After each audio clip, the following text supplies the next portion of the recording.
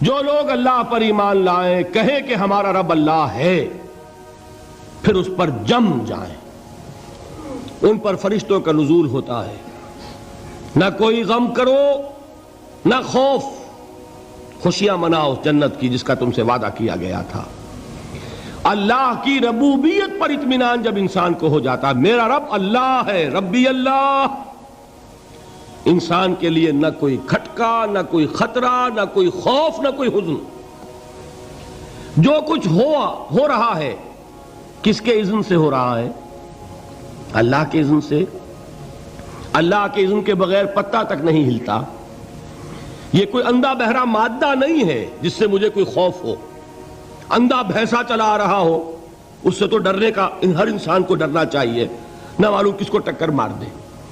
لیکن نہیں، اس کائنات کو چلانے والا ایک سمیع و بصیر خدا ہے، وہ جو میرا دوست ہے، میرا ولی ہے۔ اللہ ولی الذین آمنوا یخرجہم من الظلمات الی النور۔ اللہ اہل ایمان کا ولی ہے، ساتھی ہے، پشت پناہ ہے، مددگار ہے، حمایتی ہے۔ بتائیے جسے یقین ہو جائے کہ اللہ میرا مددگار، اللہ میرا محافظ، اللہ میرا پشت پناہ، اللہ میرا حمایتی، اس کے لیے کوئی خوف ہوگا؟ اس سے کوئی ڈر ہوگا؟ میں مثال دیا کرتا ہوں ایک بہت سادہ، پنجاب کے دیہات کی۔ تو بڑا چودھری ہے اور کوئی غریب کسان ہے۔ اس غریب کسان کے جانوروں کو ہر وقت اندیشہ ہوگا چوری کا، کوئی میری بھینس کھول کر نہ لے جائے، کوئی میرا بیل کھول کر نہ لے جائے۔ لیکن جس کے بارے میں یہ سب کو معلوم ہو کہ وہ جو بڑا چودھری ہے وہ اس کا دوست ہے، اس کی بچیا کو کوئی خوف ہوگا؟ اس کی بھینس پر کوئی ہاتھ ڈالے گا؟ اسے کوئی اندیشہ ہوگا؟ نہیں۔ کیوں؟ کہ وہ بڑا چودھری، بڑا اس کا یہاں کا سردار، جاگیردار، سب کو معلوم ہے وہ میرا دوست ہے، کوئی میرے خلاف اقدام نہیں کر سکتا۔ اس دنیا میں یہ چھوٹی سی بات اگر آپ کے دلی اطمینان اور سکون کا باعث بن سکتی ہے تو ذرا تصور کیجئے۔ میں لفظ تصور استعمال کروں گا صرف اس لیے کہ اس کا ہم جس کو کہتے ہیں ادراک اور شعور کر نہیں سکتے، اگر کے ساتھ کر سکتے۔ اگر یقین ہو کہ اللہ میرا مددگار اور یقین ہو کہ اللہ ہر آن میرے ساتھ ہے، پھر کوئی خوف، کس کا خوف؟ کوئی شے اللہ سے بالا تر ہے؟ کوئی قوت اس سے زیادہ طاقتور ہے؟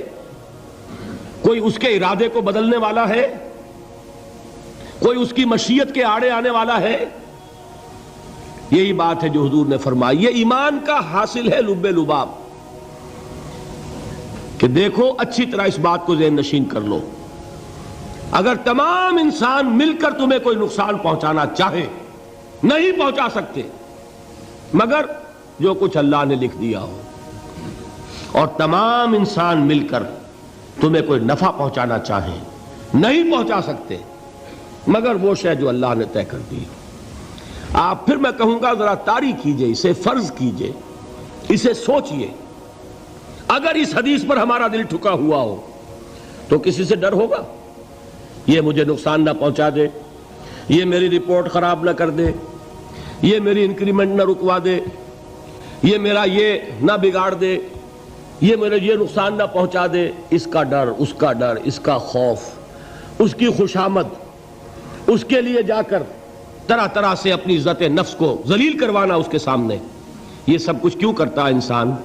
جب سمجھتا ہے کہ اس کے ہاتھ میں میرا کوئی نفع ہے، اس کے ہاتھ میں میرے لیے کوئی ضرر ہے، یہ مجھے کوئی گزند پہنچا سکتا ہے، یہ مجھے کوئی نقصان پہنچا سکتا ہے، یہ میرا کوئی کام بنا سکتا ہے، یہ میری کوئی ضرورت پوری کر سکتا ہے، اسی کا نام شرک ہے۔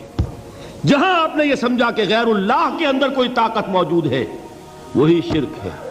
بتوں سے تجھ کو امیدیں، خدا سے نومیدی، مجھے بتا تو صحیح اور کافری کیا ہے؟ شرک تو یہ ہے۔ جس پر بھی تمہیں یہ خیال ہے، کلمہ ہے یہ کلمہ سوم، لا حول ولا قوت الا باللہ، ذرا اس پر دل کو کبھی اگر آپ تصور کریں، پھر فرض کریں، دل ٹھک جائے اس پر، کوئی طاقت نہیں۔ یہی بات تھی جو شیخ عبد القادر جیلانی رحمۃ اللہ علیہ نے اپنی وصیت میں اپنے بچے سے کہی. 11ویں دینے والے ہیں، لیکن حضرت شیخ عبد القادر جیلانی کی وصیت اور تعلیمات کو کتنے لوگ ہیں کہ جانتے ہو؟ یہ جن مقامات تک پہنچے ہیں وہ کس چیز کی بدولت پہنچے ہیں؟ انہوں نے جو پیغام دیا وہ کیا تھا؟ اے میرے بچے، جس طریقے سے قرآن مجید میں حضرت لقمان کی نصیحتیں جو ہے نقل کر دی گئی ہیں، میں یہ عرض کروں گا بالفرض اگر قرآن حضرت عبد القادر جیلانی کے بعد نازل ہوا ہوتا تو شیخ عبد القادر کی یہ نصیحتیں بھی قرآن میں درج ہوتی. اتنی اونچی نصیحتیں ہیں. اے میرے بچے، اس حقیقت کو ذہن نشین کر لے، لا فاعل فی الحقیقت ولا مؤثر الا اللہ. اس کائنات میں نہ کوئی فاعل حقیقی ہے نہ مؤثر حقیقی ہے سوائے اللہ کے. کسی شے میں کوئی تاثیر نہیں اگر اللہ نہ چاہے. آگ جلا نہیں سکتی اگر اللہ نہ چاہے. پانی ڈبو نہیں سکتا اگر اللہ نہ چاہے. زہر ہلاک نہیں کر سکتا اگر اللہ نہ چاہے. کوئی چیز فائدہ نہیں پہنچا سکتی اگر اللہ نہ چاہے. تو در در پہ کیوں سر جھکاتے ہو؟ در در پر کیوں جبیں سائی کرتے ہو؟ سب کے سامنے کیوں ہاتھ پھیلاتے ہو؟ ایک اللہ سے مانگو. ایک اللہ کے سامنے زمین پر اپنی جبین رکھو. لا فاعل فی الحقیقت ولا مؤثر الا اللہ. نظر آتا ہے ہمیں کہ پانی پیاس بجھا دیتا ہے. پیاس بجھانے کی صلاحیت پانی میں نہیں ہے، اللہ کے اذن سے. کھانا بھوک مٹا دیتا ہے. بھوک مٹانے کی صلاحیت کھانے میں نہیں ہے، اذن رب میں ہے. دیکھیے یہی یقین تھا. حضرت موسیٰ علیہ السلام کا واقعہ یاد کیجئے. سامنے سمندر آ گیا ہے. قوم دیکھتی ہے پیچھے کہ گرد و غبار کا طوفان ہے. معلوم ہوا کہ فرعون اپنے لشکر سمیت آ گیا ہے. لشکر جب چلتا تھا تیز رفتاری کے ساتھ تو گرد و غبار کا جو طوفان اٹھتا تھا اس کا تصور کیجئے. اور لمحہ بلمحہ وہ قریب آ رہا ہے. پوری قوم نے کیا کہا؟ اے موسیٰ انا لمدرکون. اے موسیٰ ہم تو پکڑے گئے. قرآن مجید نے تو یہاں وہ باتیں نہیں لکھی ہیں، لیکن تورات میں یہ درج ہے کہ بنی اسرائیل جھگڑنے لگے، دست و گریبان ہو گئے موسیٰ کے ساتھ. موسیٰ ہمیں یہاں مروایا لا کر، اس سے تو ہم ہی بہتر تھے.